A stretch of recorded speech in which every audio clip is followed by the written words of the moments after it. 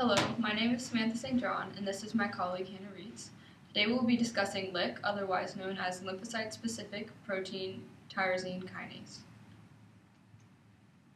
Before we get started, just an overview of what we'll be speaking about. We're going to go into what is SARC, what is LIC, and then we'll discuss our paper, their methods, and the results, and then tie everything off with a brief conclusion. So first we're going to discuss SARC, which LIC is in the subfamily of SARC. SARC contains 8 non-receptor tyrosine kinase. It has the same enzyme class as LIC, and it functions primarily with transcription, cell adhesion, cell cycle progression, and cellular transformation. LIC, as part of the SARC subfamily, is located in the cytosol, and it functions mostly in T cell maturation and mature T cell function. It also functions in the TCR pathway, and it phosphorylates an ITAM, also known as an immunoreceptor tyrosine activation motif.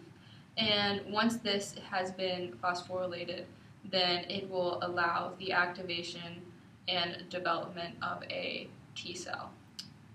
Also, SARC is involved with apoptotic inhibition and cell cycle control. So looking at the structure of LIC, you'll see that the first domain is the SH4 domain. That encompasses the hydrophobic N-terminus, which attaches to the plasma membrane and anchors LIC. Within the SH4 domain, we also have protein-protein or lipid-protein interactions, as well as covalent interactions. The two regulatory domains are SH2 and SH3. SH3 deals primarily with protein-protein interactions, and it recognizes proline-rich regions. The SH2 regulatory domain deals with phosphorylated tyrosine residues. There, at the end of LIC, there is tyrosine kinase domain, which uses the gamma phosphorylated form of ATP to turn it into tyrosine residues. It also encompasses the C-terminus and is conserved with tyrosine 505. Just a brief overlook of the LIC mechanism of action.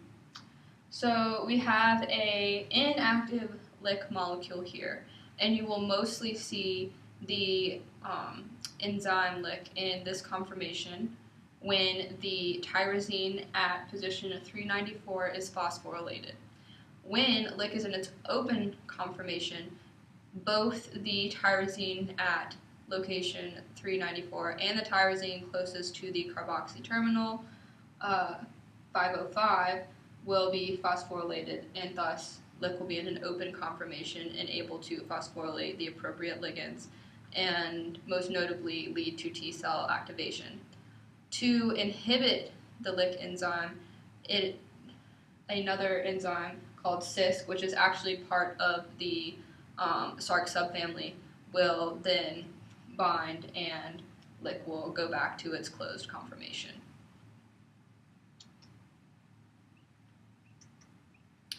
So our paper, The Insight into Human LIC Binding Specificity, analyzed the domain binding specificity of both artificial and native ligands.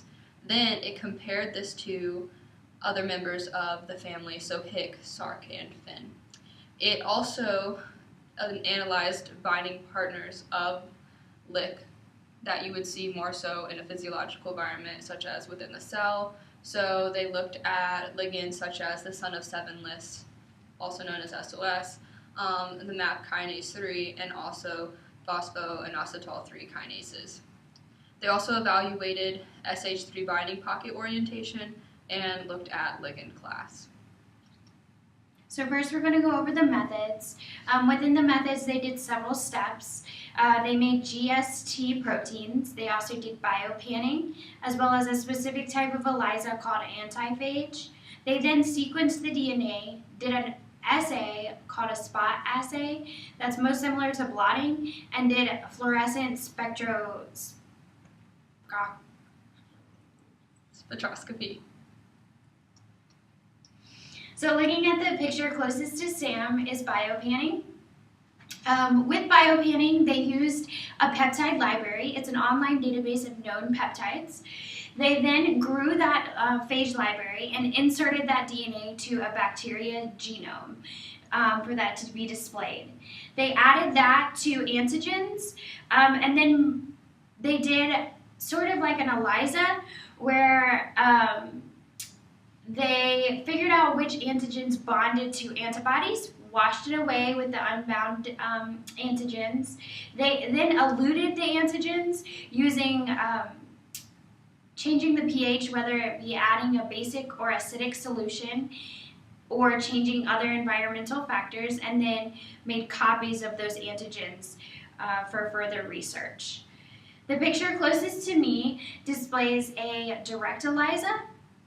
The difference between an indirect and direct ELISA is that a direct ELISA only uses one antibody that is conjugated, and therefore when the substrate comes in, it will fluoresce with indicating the presence of the substrate binding. The picture closest to Sam also represents an assay called a spot assay. In the paper, they used about 5 nanomolars of the peptide in lick, and that binded to a cellulose membrane. The darker intensity represents higher binding affinity, whereas lighter intensities represent less binding affinity. Closest to me represents fluorescent spectroscopy. Within fluorescent spectroscopy, the light source through a monochromator hits the sample.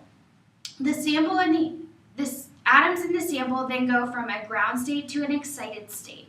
Upon relaxation and the atoms returning to a ground state, it emits a wavelength through a monochromator that is then sent to a detector and produces a spectrum. So to better our ability to explain the paper to you, we decided to include some figures. So when they were looking at artificial peptide affinity, they narrowed down 4 peptides from 18, and after that narrowed it down to 2 that interact the best with lick. From there, they manipulated these peptides further, and as you can see here for peptide 1, which I have circled, in the 3rd row down, they manipulated the peptide to have an arginine where originally it has a tyrosine. And as you can see from the spot assay here, so you have lick, Higgs, Sarg, Fin, which are all part of the same subfamily. And you can see how much darker that is, and that dark spot represents a higher binding affinity because more molecules were bound. You can also see a similar trend here at the bottom with the 4th peptide, and once again it involved an arginine, so they changed a histidine to an arginine, and again you can see how dark the spot assay is and has become. This table represents the amino acid substitution of the peptide PD1. They replaced the arginine at position -3 with they exchanged a tyrosine at position -3 for an arginine that increased the binding affinity. And then they took all the different amino acids and put it at positions -6 all the way through position 5. Within the positions, they did see that certain amino acids at certain positions created a higher binding affinity. However, they didn't see a significant difference at position -6, so they looked a little bit more in depth, which can be seen in figure B. The figure B, the black bars represent the binding of lick and the gray bars represent the binding of Sark. It's looking specifically at amino acids at position -6 and the effect of binding, whether to lick or Sark. This table represents ligand class determination. They have 3 different classes in the paper. Class 1, Class 1 prime, and Class 2. They all differed in the conformation and the positions of conserved residues. Class 1 prime is an in-between class of 1 and 2. It has a different backbone, but it's most similar to Class 2 ligands. They realized that in the paper, native lick likes to bind to Class 2 ligands. However, artificial lick prefers Class 1 prime ligands. So overall, in the study, they found that histidine has a fairly large contribution to binding specificity among lick and ligand complexes. They also determined that there are 2 SH3 domain orientations, which is generally affected by the presence of a phenylalanine at position 110. However, other amino acids can be present and have a similar influence at the same position. They also determined, as Hannah mentioned, that native ligands have lick has a preference for class 2 ligands in a physiological setting, as opposed to the artificial lick, which has a preference for class 1 prime ligands. And in conclusion,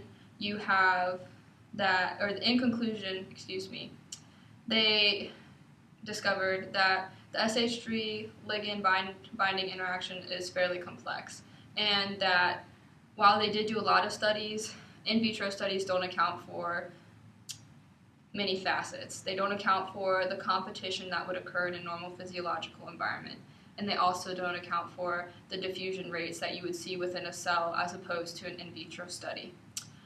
And though this paper was done in 2005 and more research has been conducted, there's still a need for research into the biophysical properties that occur in vivo and how these properties influence the binding of other enzymes, not exclusively lick and the like. Thank you very much for your time, and if you have any questions for Hannah and I, you're welcome to email either of us, and here are our references for any of those who care to consult them.